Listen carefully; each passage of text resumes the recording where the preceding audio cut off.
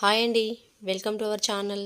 ఈరోజు మన ఛానల్లో సింపుల్గా అండ్ టేస్టీగా సేమియాతో చక్కెర పొంగలి ఎలా చేయాలో చూద్దామండి. వీడియోకి వెళ్ళే ముందు మన ఛానల్ని లైక్ చేయండి, షేర్ చేయండి, సబ్స్క్రైబ్ చేయండి. Please support me friends. ఒక బౌల్లోకి పావు కప్పు వరకు పెసరపప్పు వేసుకోవాలి. వాటర్ తోటి 2-3 సార్లు నీట్గా వాష్ చేసుకొని మళ్ళీ వాటర్ పోసుకొని ఈ పప్పుని ఒక 1 అవర్ నానబెట్టుకోవాలి. 1 అవర్ తర్వాత పప్పు అనేది ఇలా నానాక ఈ పప్పుని వేరొక బౌల్లో వేసుకొని పావు కప్పు పెసరపప్పుకి 1 కప్పు వరకు వాటర్ వేసుకొని స్టవ్ మీద పెట్టుకొని మూత పెట్టి పప్పుని ఉడికించుకోవాలి. పప్పు అనేది ఉడికేలోపు పక్కన స్టవ్ మీద మరొక బౌల్ పెట్టుకొని అందులోకి 2 కప్పుల వరకు వాటర్ వేసుకొని వాటర్ అనేది మరగడం స్టార్ట్ అయ్యాక మనం ఏ కప్పుతో అయితే పెసరపప్పు తీసుకున్నామో అదే కప్పుతో 3/4 కప్పు వరకు సేమియా వేసుకోవాలి. ఇలా ఒకసారి అంతా బాగా కలుపుకుంటూ సేమియాను ఉడికించుకోవాలి.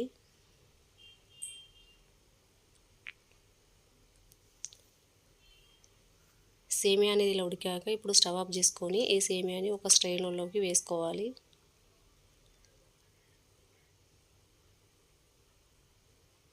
ఈ సేమియా పైన కొన్ని నార్మల్ వాటర్ కూడా ఇలా పోసుకోవాలి. ఇలా పోసుకోవడం వలన సేమియా అనేది ముద్దలా కాకుండా పొడి పొడిగా వస్తుంది. ఇప్పుడు ఈ సేమియాని పక్కన పెట్టుకోవాలి.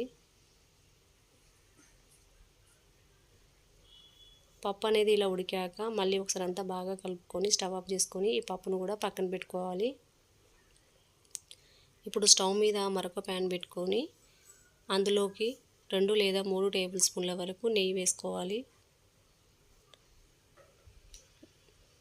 నెయ్యి అనేది కరిగాక ఇందులోకి ఒక 2 లేదా 3 టేబుల్ స్పూన్ల ఎండు కొబ్బరి ముక్కలు వేసుకోవాలి. ఒక 2 నిమిషాలు వీటిని బాగా ఫ్రై చేసుకోవాలి.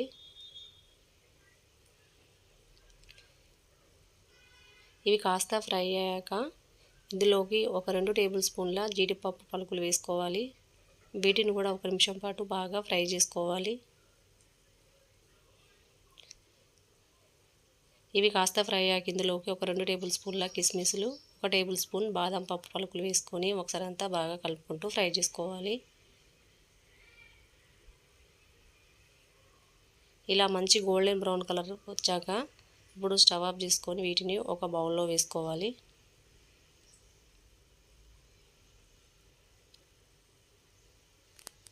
ఇప్పుడు అదే ప్యాన్లోకి మనం ముందుగా ఉడికించుకున్న పప్పును వేసుకోవాలి. మనం ఏ గ్లాస్తో అయితే పప్పు సేమియా తీసుకున్నామో అదే గ్లాస్తో 1 గ్లాస్ వరకు చక్కెర వేసుకోవాలి. పావు కప్పు పెసరపప్పు, 3/4 కప్పు సేమియా తీసుకున్నాము కాబట్టి 1 కప్పు వరకు షుగర్ వేసుకోవాలి. ఇప్పుడు ఒకసారి అంతా బాగా కలుపుకుంటూ ఈ షుగర్ని కరిగించుకోవాలి. మంటని లో ఫ్లేమ్లో పెట్టుకొని ఒక 2 నిమిషాలు ఉడికించుకోవాలి. 2 నిమిషాల తర్వాత ఫ్లేవర్ కోసం ఒక పావు టీ స్పూన్ యాలకుల పొడి లేదా ఒక 4 యాలకులు కొట్టి వేసుకోవాలి. మనం ముందుగా వేయించుకున్న డ్రై ఫ్రూట్స్ కూడా వేసుకొని ఒకసారి అంతా బాగా కలుపుకోవాలి.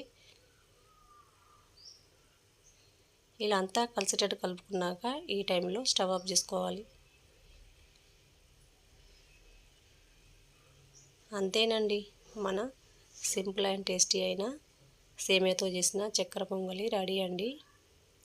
టేస్ట్ మాత్రం సూపర్గా ఉంటుంది. మన నార్మల్గా చక్కెర పొంగల్ అనేది బియ్యంతో చేసుకుంటాం కదా, అప్పుడప్పుడు ఇలా సేమియాతో చేసుకున్నా కానీ టేస్ట్ అనేది చాలా బాగుంటుంది.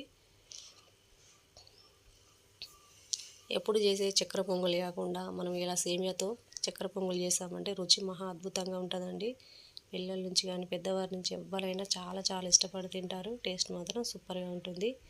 ఈ సింపుల్ అండ్ టేస్టీ అయిన సేమియాతో చేసిన చక్కెర పొంగల్ రెసిపీ మీకు నచ్చినట్లయితే లైక్ చేయండి, షేర్ చేయండి, సబ్స్క్రైబ్ చేయండి. Please support me friends. Thanks for watching.